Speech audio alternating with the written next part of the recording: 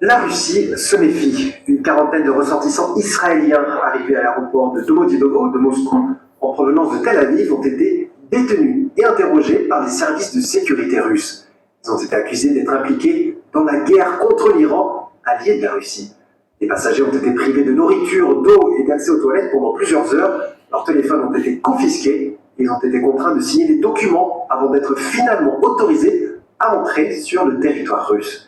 Le ministère israélien des Affaires étrangères a qualifié cet incident de complètement inacceptable.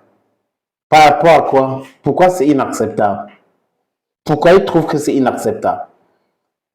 J'ai lu dans la presse israélienne une jeune militaire israélien au début du déclenchement de la guerre contre l'Iran qui avait menacé le président russe Vladimir Poutine. En fait, il pense que les Russes ne sont pas très bien informés et que les Russes sont des Vénézuéliens, sont des Iraniens. Non. Vladimir Poutine met la pédale douce parce qu'il y a 2 millions de Juifs russes qui sont en Israël. 2 millions de Juifs russes. C'est la raison pour laquelle il ne peut pas aller frontalement. Mais seulement, Poutine connaît l'histoire de la création de l'entité. Israël n'a pas de territoire, n'a pas de frontières claires. Donc, quel est ce pays qui se dit, entre guillemets, puissant, sans frontières claires? Où il faut aller au Liban, prendre le territoire. Il faut aller à Golan Heights, prendre le territoire. Il faut aller en Égypte, au Sinaï, prendre le territoire. Il faut penser prendre le territoire turc. Il faut penser prendre le territoire irakien. Il faut. Quel est ce pays-là?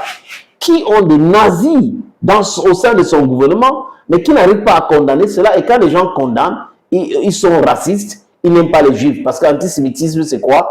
C'est le racisme anti-juif. Donc, détester les juifs suppose que critiquer ce que certains juifs font. Mais c'est inacceptable.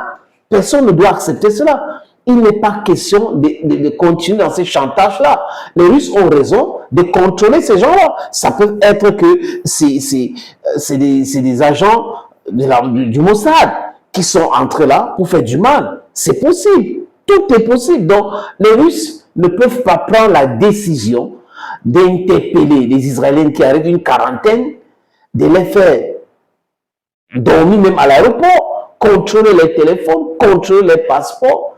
C'est de bonnes guerres. Vous avez déclenché une guerre contre un pays ami, allié à la Russie. Donc, ça veut dire quoi? La Russie est en train d'aider l'Iran aujourd'hui avec les images satellitaires, avec le renseignement, avec les armes.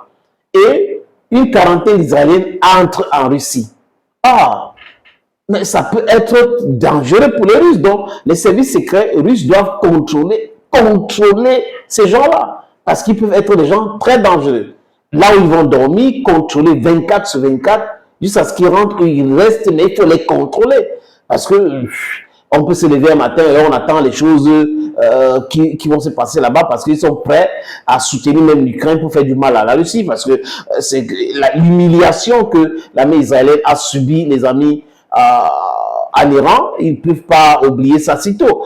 Ils blâment les Chinois, ils blâment les Russes et ils sont capables de faire tout. Donc, les Russes ont raison de contrôler ces gens-là. Il n'est pas question de les laisser entrer comme ils veulent et ils vont entrer, ils vont faire ce qu'ils veulent là-bas. Non, c'est vrai qu'il y a des juifs russes, comme je l'ai dit tout à l'heure, mais parmi les juifs russes, il y a des gens qui ne sont pas sérieux.